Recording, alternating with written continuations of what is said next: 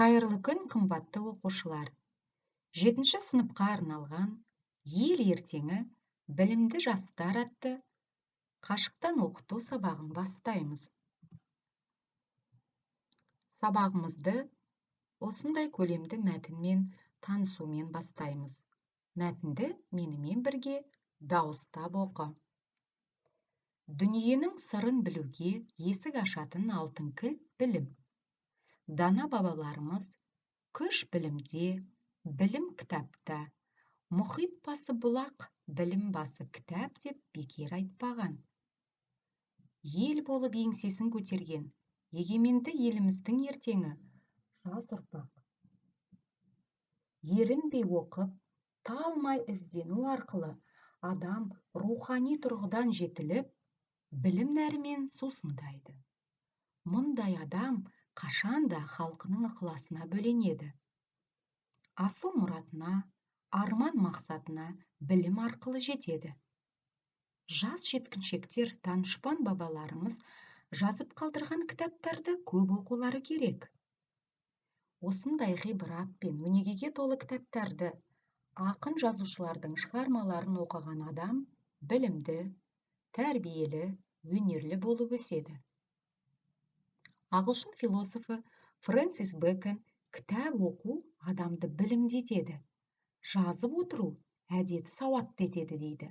Ал Конфуций білген адам өкінбейді, мейірбан адам мазасызданбайды, батыр адам қорықпайды деген.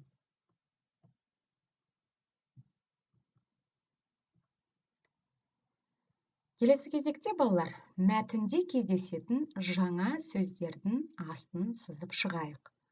Ол жаңа сөздер оқулықта 98-ші бетте жоғарғы тұсында берілген.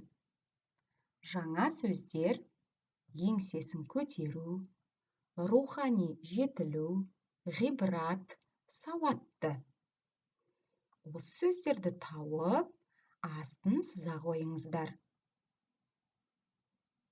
Жаңа сөздер сауатты, ғибрат, рухани жетілу, еңсесін көтеру.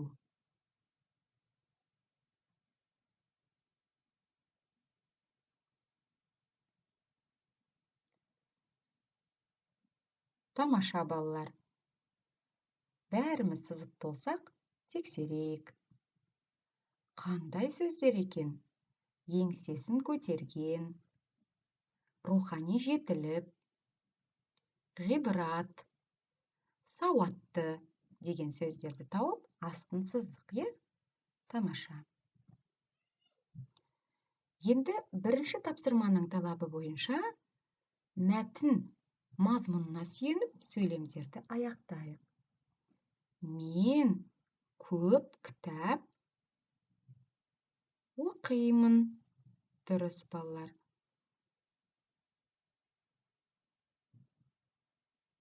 Қазақ жазушыларының шығармаларын оқимыз.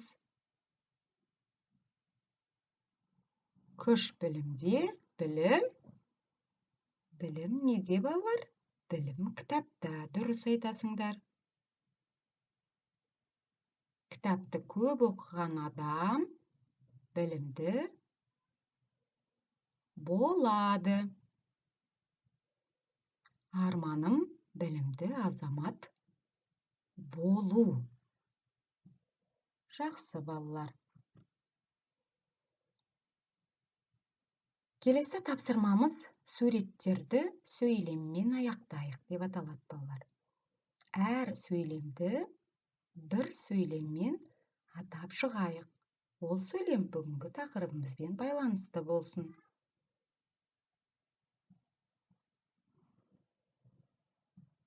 Яғни, бұл сөйлем білім, оқу, кітап, шығармашылық тақырыптарын терең ашу керек.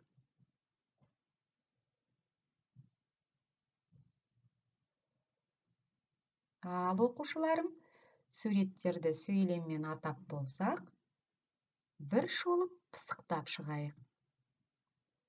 Білім алтын кілт. күш білімде, білім кітапта. Кітап оқу адамды білімді етеді.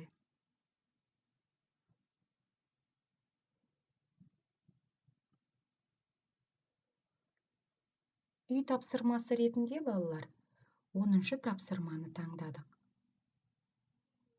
Қазақ қыздарының ішіндегі бірегей тұлға, ақын қыз Фариса Оңғарсынова апамыздың ұлағатты сөзін оқып, өз ойыңды шағын әңгіме ретінде білдір.